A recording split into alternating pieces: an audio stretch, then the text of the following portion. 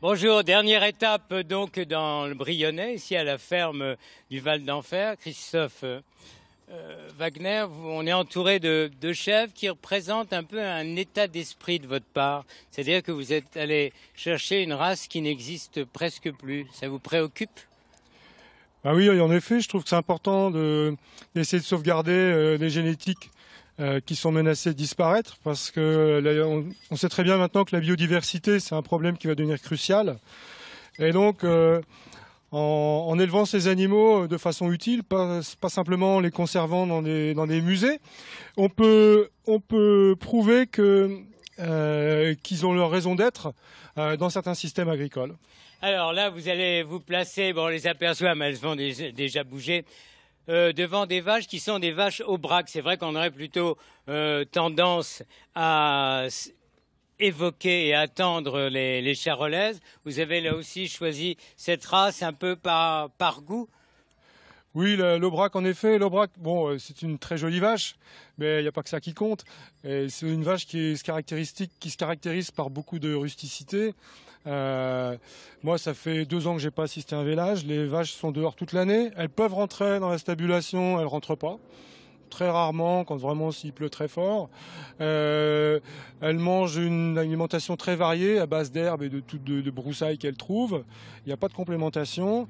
Et elles sont pas déparasitées. Il n'y a aucun intrant et la viande est vraiment magnifique. Vous essayez de sortir un peu d'un système, d'un circuit imposé? Alors voilà, oui, c'est un petit peu une agriculture de niche, parce que les animaux sont pas très productifs, mais la viande est très goûtée et on trouve une clientèle intéressée par ce type de produits vers lesquels on a complètement confiance. C'est-à-dire qu'il n'y a absolument aucun produit chimique, pas d'antibiotiques, les vaches mangent même pas de céréales, il n'y a pas de résidus de quoi que ce soit. Mais dans le Brionnais, il y a beaucoup d'éleveurs, de viticulteurs, et même on voyait aussi par rapport à des produits plus asiatiques qui travaillent en bio.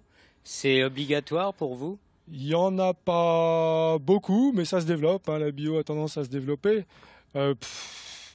Bon, il faut de la place pour tout le monde. Moi, j'ai vraiment le goût pour ça. Moi, ça m'intéresse pas du tout d'utiliser des produits chimiques. Et je pense qu'on a une demande sociétale qui va carrément dans ce sens-là. Alors vous, ça correspond à quoi? Parce que tout jeune, vous êtes ch'ti d'origine. Ouais. Tout jeune, vous disiez, il n'est pas possible de vivre qu'en ville. On a besoin de la campagne. C'était quelque chose de profond qui vous a suivi toute votre vie?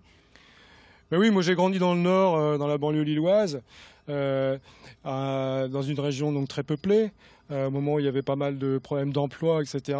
Et j'ai très vite, vers 18 ans, je me suis dit on peut pas continuer avec de plus en plus de gens dans les villes, de moins en moins de gens dans les campagnes. Moi, depuis tout petit, j'adorais les animaux. Je me suis toujours occupé de plein d'animaux chez moi, chez mes parents. Et donc, j'ai décidé d'être paysan, de faire des études agricoles, de faire des stages, de voyager.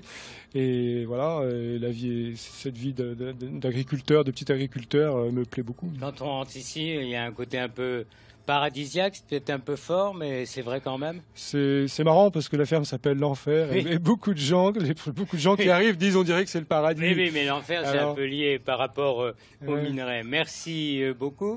Bon, on va finir en voyage avec vous, Fabienne Croz. Donc, toujours proche des mots et des gens, vous y consacrez pratiquement toute votre vie en étant écrivain public, correspondant de presse. Vous êtes arrivé dans cette région, le Brionnais, que vous appelez comment? Pour moi, c'est encore la Bourgogne.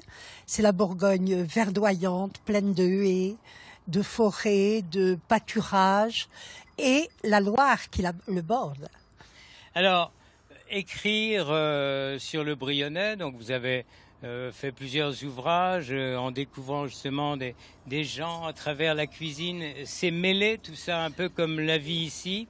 Et qu'est-ce qui ressort de ces gens que vous avez découverts? Beaucoup ne viennent pas du Brionnais.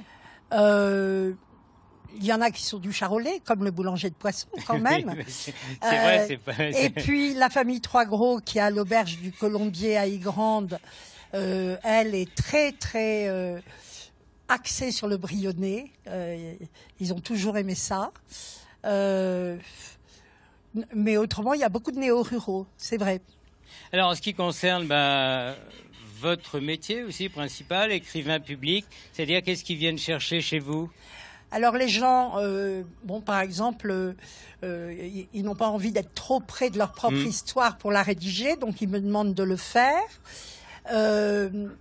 Je mise toujours sur le fait de les situer dans l'histoire et la géographie locale, puisque ce sont des gens du cru en général. Et beaucoup des gens qui commencent à avoir un âge étaient enfants au moment de la guerre et me parlent de la ligne de démarcation de la guerre. Elle était à 2 pas, la ligne de démarcation.